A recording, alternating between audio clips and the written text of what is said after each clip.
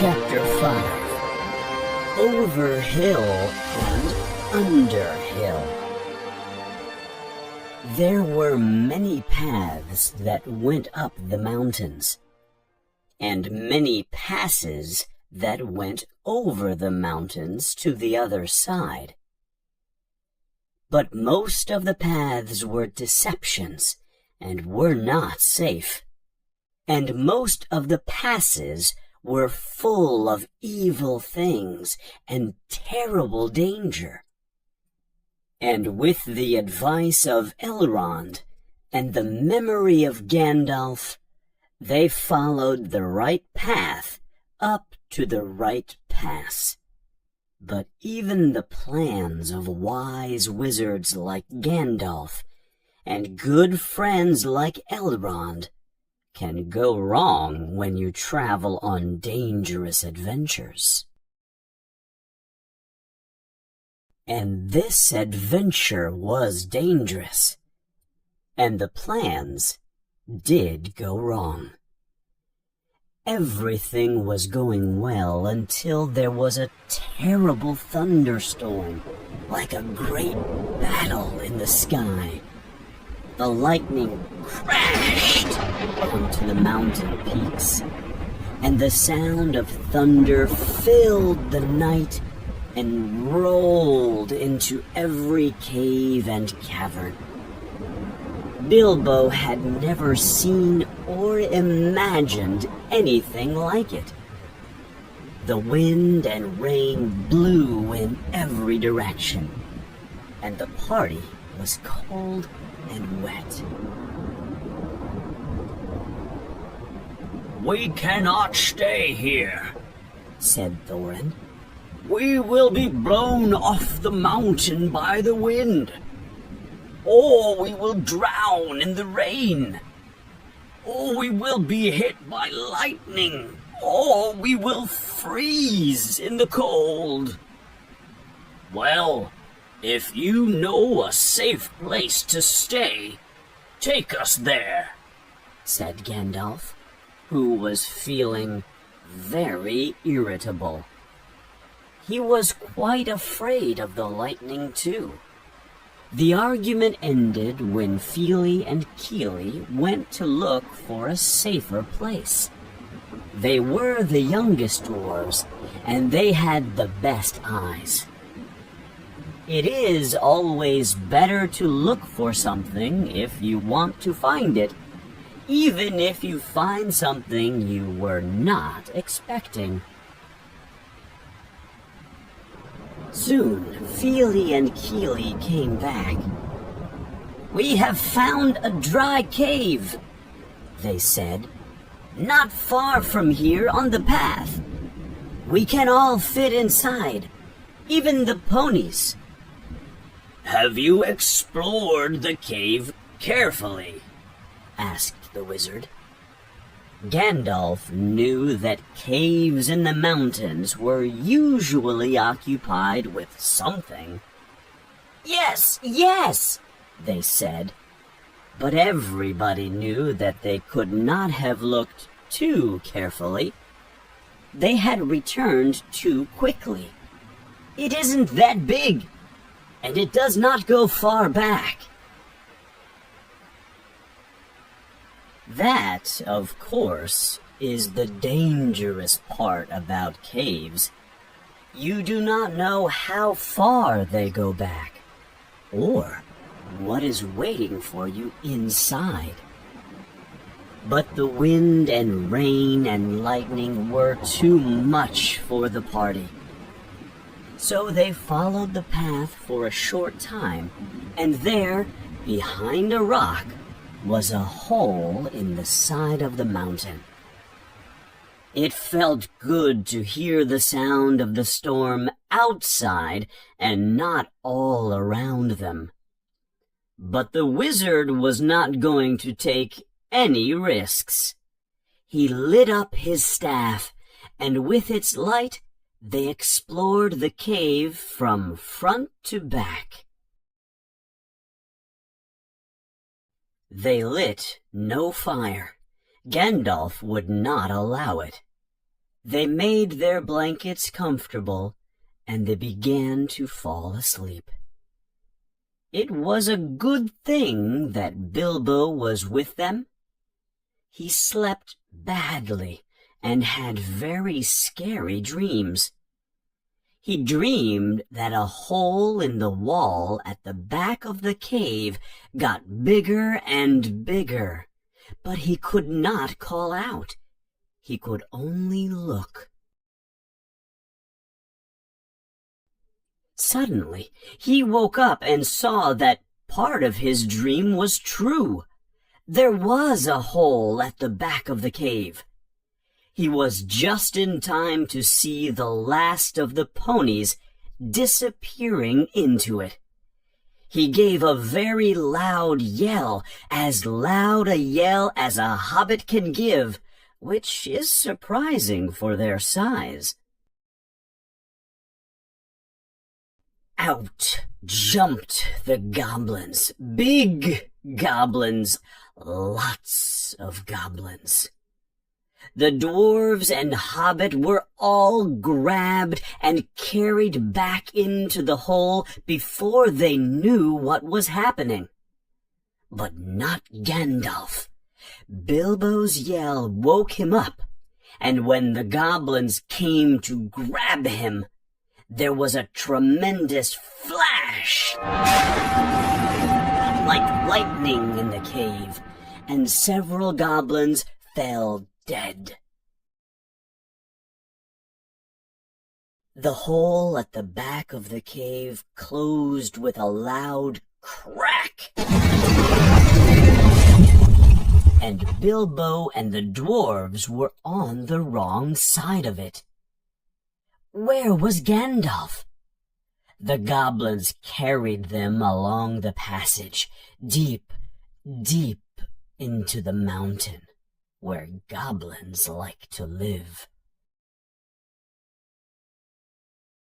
The passages were confusing, but the goblins knew their way, like you know your way to the nearest post office. They took the party down into the dark, and laughed in horrible voices as they went.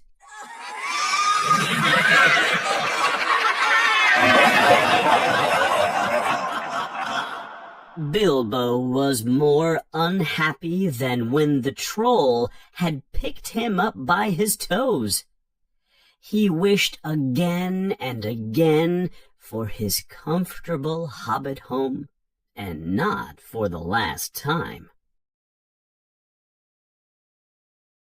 The goblins pushed and pulled and scratched and bit them, and they ran and ran for a very long time, until they came into a large cavern with a huge red fire in the middle. It was full of goblins. The ponies were already there in a corner, and the goblins were looking through the baggage, smelling it, touching it, and fighting over it. It was the last time Bilbo and the dwarves saw the ponies, including the little teeny pony that was especially for Bilbo. Bilbo and the dwarves were pushed towards another corner of the cavern, and there, in the shadows, sat a tremendous goblin with a huge head. Armed goblins were standing around him with axes and curved swords. Now, goblins are cruel and bad-hearted. They make no beautiful things, but they make clever things. Hammers, axes, swords, daggers, and also instruments of torture they make very well. They can mine and tunnel almost as well as the dwarves, when they want to, or they use their prisoners to do the work for them until they die from lack of food and water and light. Who are these miserable persons? Said the great goblin. Dwarfs, and this, said one of the goblins, pushing Bilbo so that he fell onto the ground. We found them hiding in our front cave. What do you have to say for yourselves? Are you spies, murderers, friends of elves, thieves, I imagine? Thorin at your service, he replied. It was not a very good response to a goblin king, but it was polite enough. We were looking for protection from the storm. The cave seemed like a convenient place. We had no intention to inconvenience goblins in any way. That was true. So you say, said the great goblin. So you say, what are you doing here in the mountains in the first place? And where are you coming from? And where are you going? In fact, I would like to know all about you.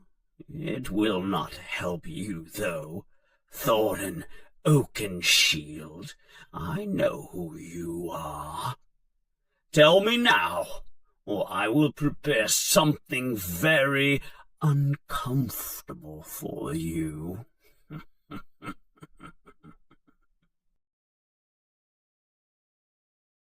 Thorin was not sure exactly what to say at the moment, especially when he could not tell the truth to the Goblin King.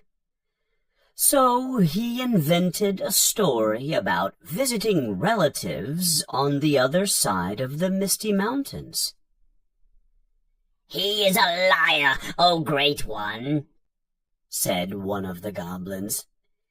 They killed several of us back in the cave with lightning, and he is carrying this. The goblin showed the sword Thorin had taken from the troll cave. The great goblin knew the sword immediately. He gave a great howl of anger when he saw it. And all the goblin soldiers made a tremendous noise. The sword had killed hundreds of goblins in the past, when the elves of Gondolin hunted them in the hills or killed them on their castle walls. The elves had named the sword Orcrist, Goblin Cutter, but the goblins just called it Biter. They hated it, and hated even more anyone who carried it. Murderers and elf friends, the great goblin shouted. Cut them, beat them, bite them, chew them. Take them away and throw them in dark holes full of snakes, and never let them see the light again. He was so angry that he jumped off his chair and ran towards Thorin with his mouth open, ready to bite Thorin's head right off. At that moment, all the lights in the cavern went out. The large fire turned into a column of blue smoke that rose all the way to the ceiling of the cavern and turned into a hot, white light. The light fell in burning particles among the goblins, and they began to scream in fear and pain. The smoke from the fire and the burning goblins filled the cavern, making it impossible to see anything. The goblins began to bite and kick and fight as if they had all gone mad. Suddenly, a sword burned white in its own light. Bilbo saw the sword cut right through the great goblin as he stood in the smoke. He was killed instantly, and the goblin soldiers all ran away from the sword in terror. The sword went back into its scabbard. "Follow me, quick! They will come after us," said a voice in the darkness, and before Bilbo understood what was happening, he was running as fast as he could run at the back of the line of dwarves down a dark passage. Soon he could not hear the sound of the screaming goblins. "Run faster, faster," said the voice. "I can hear them coming." They ran for a long time down black passages. Dory, who was at the back of the line next to Bilbo, put the hobbit on his shoulders and began to run again, on and on in the dark. Then Gandalf lit up his staff. Of course it was Gandalf. He took out his sword again, and again it burned with a bright light. It burned in anger when there were goblins nearby, and now it was as bright as blue fire after killing the great goblin. "Are we all here?" asked Gandalf. Thorin began counting. 2, 3, 4, 5, 6, 7, 8, 9, 10, 11. Where are Fili and Kili? Here they are, 12, 13. And here's Mr. Baggins. 14. Well, it could be worse, but it could be much better. No ponies, no food, and we do not know where we are going. And there are many angry goblins who want to eat us. Let's go." On they went as fast as they could. They could hear the goblins getting closer and closer. So they ran faster than ever, and poor Bilbo could not keep up. So the dwarves took turns carrying him on their backs. But goblins travel faster than dwarves in the dark, and these goblins knew the way. The dwarves heard their yells and cries as they got closer and closer. Soon they could see the red of the goblin torchlight behind them, and they were getting terribly tired.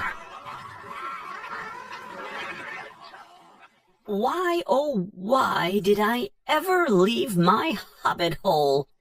said poor Mr. Baggins, bouncing up and down on Bomber's back. "Why, oh, why did we ever bring a hobbit on a treasure hunt," said poor Bombur, who was very fat and having difficulty staying with the party. "Turn around, Thorin, and draw your sword," shouted Gandalf. The goblins came around the corner, and Glamdring and Orcrist were waiting for them. Many goblins fell dead to these terrible blades. The goblins turned around and ran away, but they did not go far. The bravest and fastest goblins extinguished their torches and took off their iron shoes. These ran forward as quickly and silently as the wind in the dark, and the dwarves and Gandalf did not hear them when they came up quietly behind them. Suddenly, Dori, who was at the back of the line and carrying Bilbo, shouted out. A goblin grabbed him, and he fell, and the hobbit rolled off his shoulders into the darkness, bumped his head on a rock, and remembered nothing more.